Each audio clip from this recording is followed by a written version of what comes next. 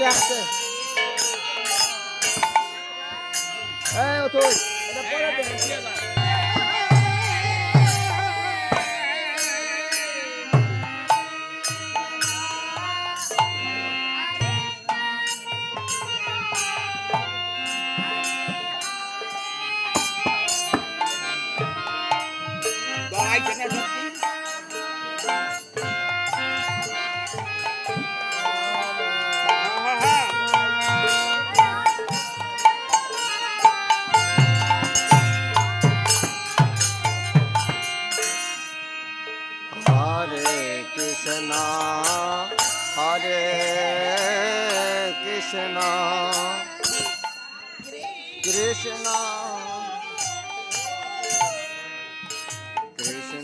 Krishna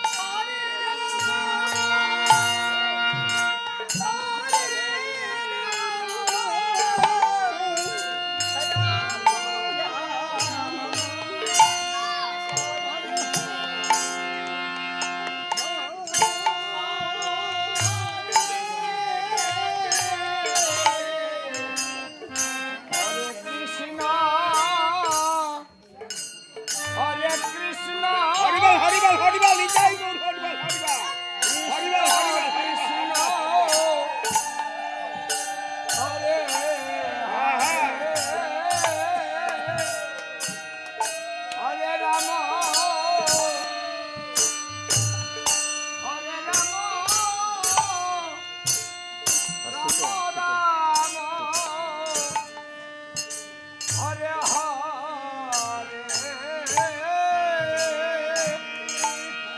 Krishna Hare Krishna Krishna Krishna Hare Hare Hare Rama Hare Rama Rama Rama Hare Hare Hare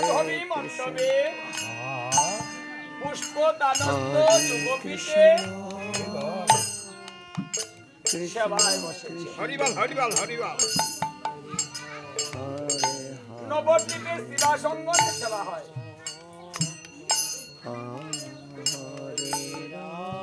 আর বৃন্দাবনে রাধা কুণ্ড তীরে ললিতানন্দ কুঞ্জে সেবা হয়। কৃষ্ণ হরে কৃষ্ণ হরে কৃষ্ণ। এখানে বৃন্দাবন এবং নবদ্বীপ দুটা ভারতন্ত্র। বৃন্দাবন ও নবদ্বীপ সমদীয় পুরী, তাহাতে বিরাজ করে কিশোর কিশোরী। এখানে দুটা দেহ ধরতে হয়। আমাদের ভজনের দেহ দুইটা। সেবা দিবেন কিভাবে, কোন ভাবে সেবা হবে, সেবার ভাব তত্ত্বে আমার মহাপ্রভু শিখিয়েছেন। যখন নবদ্বীপ লীলায় আপনি দাস্য ভাবে সেবা দিবেন, তখন আপনি পুরুষ থাকবেন। নবদ্বীপে সবাই পুরুষ।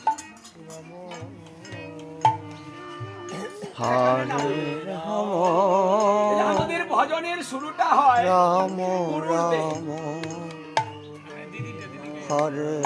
আর ভজনের শেষটা হয় কৃষ্ণ। আমরা যখন নবদ্বীপ লীলা শেষ করে বৃন্দাবন লীলা প্রবেশ করব, তখন আমরা সবাই নারী হয়ে যাব।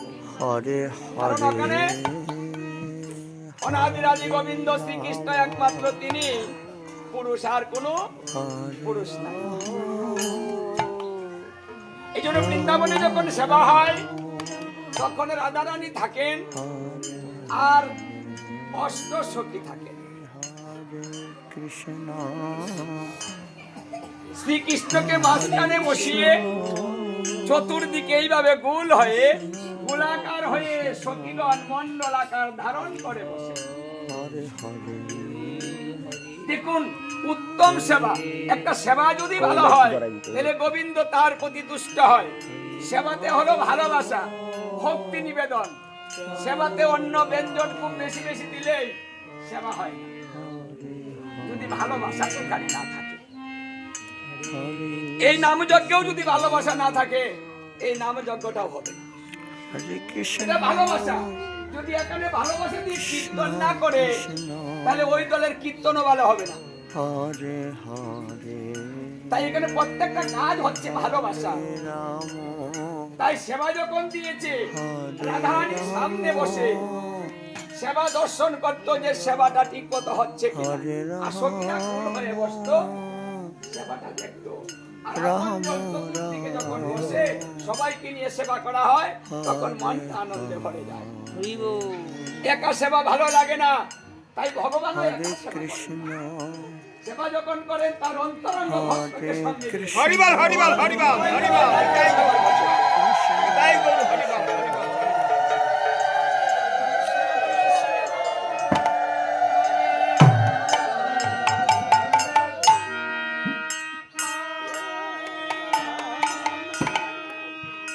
হরে রাম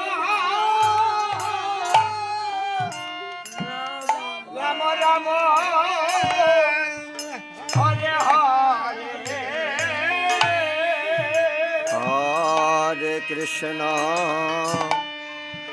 হরে কৃষ্ণ কৃষ্ণ কৃষ্ণ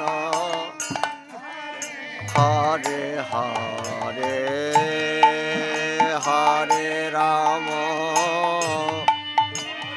হরে রাম রাম রাম হরে হরে হরে কৃষ্ণ কৃষ্ণ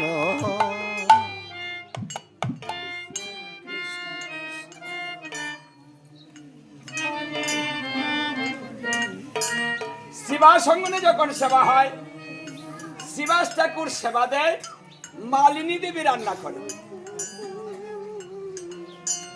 তাহলে সেবাটা যিনি দিচ্ছেন ভোজনটা শুধু সেখানে নয়, যিনি রান্না করবেন সেখানেও ভোজন। তার বাপটা কেমন হবে, তার বাপ যেমন হবে তার রান্না তেমন হবে, হরিবল হরিবল আর হরিবল ওই রান্না যিনি খাবেন তার বাপটাও তেমন হবে। হরিবল। এই জন্য চৈতন্য চরিতামৃতে বলছে অন্য বিচার করে সেবা করতে হয়, স্বজাতি আর অন্য সেবা করো, বিজাতি আর করো না। এবং যিনি রান্না করছেন তার মনের ভাবটা কেমন তার বিচার করো। যদি কেউ ক্রোধান্বিত হয়ে রান্না করে তার রান্না গ্রহণ করলে তার মন বিক্রিয়া হয়। এই জন্য এখানে ভক্তি নষ্ট হয়, তাই ক্রোধের মধ্যে ভক্তি থাকে না, ভালোবাসা নষ্ট হয়, ভালোবাসা থাকে না। এই জন্য সকলের অন্ন ভোজন করতে নেই, বিচার করতে হয়। তাহলে ভগবান সেবা করে কার, বলছে আমার হয়েছে যার, মানে আমার যারা হয়েছে আমি তাদের হাতে সেবা করি। মানে যারা এই সব কিছু উঠতে উঠে শুধু আমাকে ভালোবেসে আমার জন্য খাবে, অন্য কোনো চিন্তা নেই, সেই ভক্তের হাতে আমি সেবা করি। তাই শিবাস ঠাকুর মন্দিরের বাহিরে দাঁড়িয়ে গললগ্ন পৃথবাস নয়নের জল ছেড়ে দিয়ে বলে, হে প্রভু তোমাকে কিছু দিতে পারিনি, আমার যে কিছু নেই, আমি যে অধম, তোমার সেবার কিছু জানি না। আর এখানে তো আমারও কিছু নেই, সবই তো তোমার। এই যে আয়োজন হয়েছে ওটা কি আমরা সৃষ্টি করে নিয়ে এসেছি সঙ্গে করে? কিচ্ছু আনতে পারিনি, তিনি সবকিছু সৃষ্টি করে আমাদেরকে দিয়েছেন। তাহলে আমরা যা কিছু করছি সবকিছু ভগবানের, তার জিনিস দিয়ে কিন্তু আমরা করছি, আমাদের নেই। তাই ভক্ত নিজে কিছু দেয় ওটা স্বীকার করে না, আমি তো কিছু দিতে পারিনি প্রভু। যে কথাটা ব্রহ্মা বলতেন হে নারায়ণ, তুমি আমাকে একটা বর দাও, এই বর তুমি আমাকে দাও, আমি যেন কোনোদিন আমার শব্দটা না বলি। এই আমার শব্দের মধ্যে অহংকার, তাই আমি সৃষ্টিকর্তা হব, আমি তো বলতে পারি যে আমি সৃষ্টিকর্তা, এই অহংকারটা আমার মধ্যে আসতে পারে, আমি যেন কোনোদিন স্বীকার না করি যে আমি সৃষ্টিকর্তা। তাহলে দেখুন, যে দোষের কারণে মানুষ সংসারে আবদ্ধ হবে, সেই দোষটা যেন ব্রহ্মার না থাকে, তিনি সর্বপ্রথম এটা বর চেয়ে নিয়েছিলেন। আমরা বলি না সবাই সেবা দিয়েছি, আমার ঘরে যা ছিল, মানে আমরা সবকিছুর মধ্যে আমার কথাটা বলি। আর যারা সমস্ত কিছু ভক্তের ভগবানের কাছে অর্পিত হয়ে যায়, সে বলে আমার তো কিছু নেই প্রভু, সবই তো তোমার। যে ভক্ত ভগবানের কাছে সমস্ত কিছু অর্পণ করে নিজেকে নিঃস্ব করে, যার আপন বলতে কিছু থাকে না, এই জগৎকে তাহাকে কাঙ্গাল বলা হয়। মানে যার কিছু নাই সে হলো কাঙ্গাল। কাঙ্গালের কিছু থাকে না, আর কিছু যার আছে তাকে কাঙ্গাল বলে না। শুদ্ধ ভক্ত কিচ্ছু দেখে না, কারো দোষ গুণ বিচার নেই, নিজেকে নিয়ে ব্যস্ত। হে গোবিন্দ, তোমাকে আমি কিছু করতে পারিনি, হে গোবিন্দ আমি তোমাকে সেবা দিতে পারি না। সবাই সব কিছু দেয়, কিন্তু আমি অদম কিছু দিতে পারি না। এই যে ভক্তের ভাব, আমি কিছু পারি না, আমি কিছু দিতে পারি না, আমি বুঝি না, আমি মূর্খ।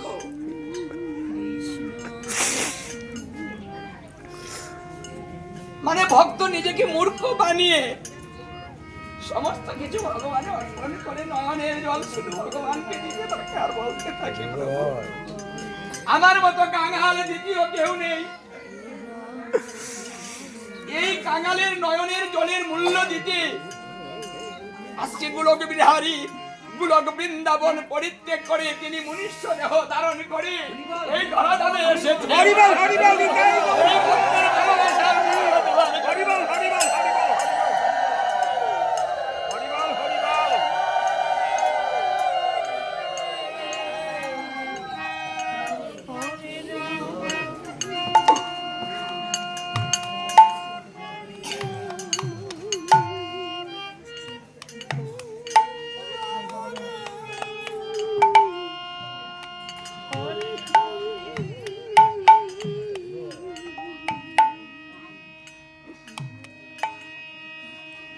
দেখুন, যিনি অনন্ত কোটি ব্রহ্মাণ্ডের মালিক, তাকে দেওয়ার মতো আমাদের কাছে কিছু নেই।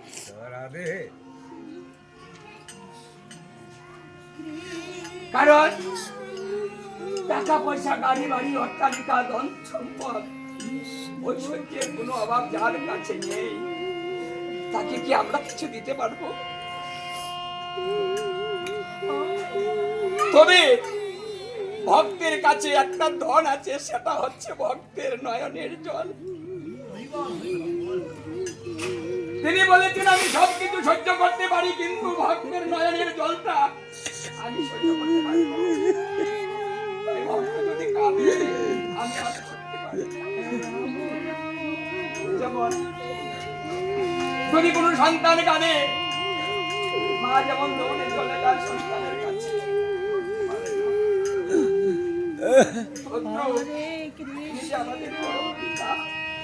তিনি যে আমাদের সৃষ্টি করেছেন, আমরা যখন কাঁদবো, আমরা যখন দুঃখে থাকবো, তখন তিনি কি করে থাকতে পারেন?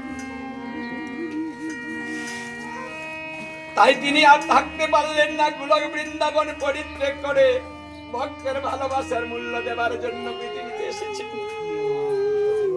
মনুষ্যরূপ ধারণ করেছেন, সাধারণ ভক্ত হয়েছে যে আমার ভক্তকে আমি জড়িয়ে ধরে যেন প্রেম আলিঙ্গন করতে পারি। আমি যদি ভগবান হয়ে যাই, সমান না হলে ভালোবাসা হয় না। বড় লোক আনগুলো তোকে ভালোবাসা করে, এবার কাঙাল হলেন, কাঙালের ঠাকুর হলেন।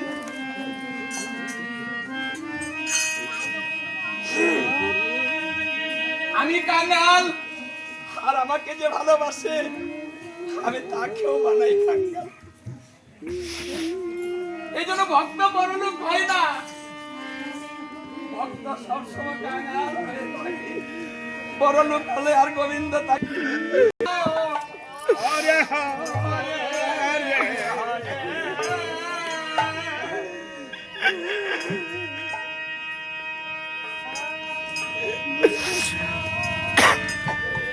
এই আনন্দ চিত্তে সেবা করে বৈষ্ণব পদকর্তা বলছেন, আমার মহাপ্রভু এত আনন্দিত হয়।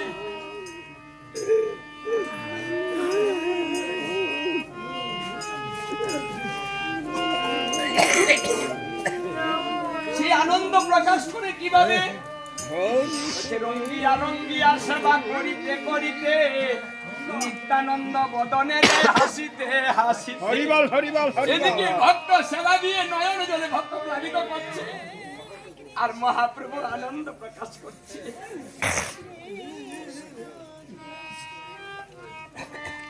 ভাই নিত্যানন্দের বদনে তুলে দিচ্ছে, আর নিত্যানন্দ প্রভু কি করছেন? আরেক রাস নিত্যানন্দ করে তেদরিয়া আমার মহাপ্রভুর ভদনে দেয় হাসিয়া। হরি বল হরি বল হরি বল। দেখুন ভাবনা কেমন। ভক্ত গৃহে মহাপ্রভুর ভোজন বিলাস, তাহা দেখে আনন্দে নাচে হরিদাস। দেখুন ভক্ত কাঁদছে আর মহাপ্রভু হাসছে। কেন? এই জগতে যদি একজন কাঁদে, দেখা দেখি সবাই কাঁদে। আর এখানে ভক্ত কাঁদছে, আর যার জন্য কাঁদছে সে হাসছে। কেন হাসছে জানেন? যদি আমাকে অধিক ভালো না বাজবে তাহলে আমার জন্য তো কাঁদতো না।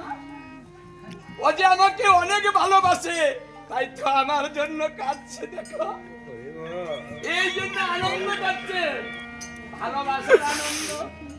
যেখানে ভালোবাসা নাই সেখানে আনন্দ নাই, এখানে ভালোবাসা আছে আনন্দের অভাব নাই। তাই ভক্তের সেবাটা এই ভালোবাসা, ভক্তির ভালোবাসা, ভক্তির নয়নের জল। নয়নের জল অনেক হয়, অনেক ভাবে আসতে পারে, কিন্তু সব নয়নের জল দিয়ে আমার গোবিন্দকে খুশি করা যায় না। যদি সেই নয়নের জলে কোনো ভক্তি না থাকে তাহলে সেই নয়নের জলে খুশি হয় না। মানুষ তো সংসারের জন্য অনেক কাঁদে, কই তাতে তো গোবিন্দ খুশি হচ্ছে না, জ্বালা মিটিয়ে দিচ্ছে না সংসারে, হবে না। তুমি যত কাঁদবে তোমার জ্বালা কতই বাড়বে, কমবে না। কারণ কাদায় জ্বালা বাড়ায়, চিন্তায় চিন্তা বাড়ায়, জীবন নষ্ট করে ফেলে, ধর্ম নষ্ট করে ফেলে চিন্তা করিতে করিতে। কিন্তু তাতে কিছু লাভ হয় না। আমার গোবিন্দ সেই চিন্তায় খুশি হয় না। কারণ তুমি কাঁদছো, কিন্তু তুমি তো আমার হরে জন্য কাঁদছো কৃষ্ণ না। হরে কৃষ্ণ তাই কৃষ্ণ যে নয়ন জলের কাছে আমার গোবিন্দ বিক্রি হবেন, সেই নয়ন জলটা দেবার জন্য ব্যবস্থা করে দিলেন। এবার ধরা দামে যাব, আমি নববৃন্দাবন বানাবো, সেখানে আমি সদাই হব। আমার ভক্ত দেখা হয়ে নয়ন জল দিয়ে আমাকে হরিবল হরিবল নিতাই গৌর হরিবল।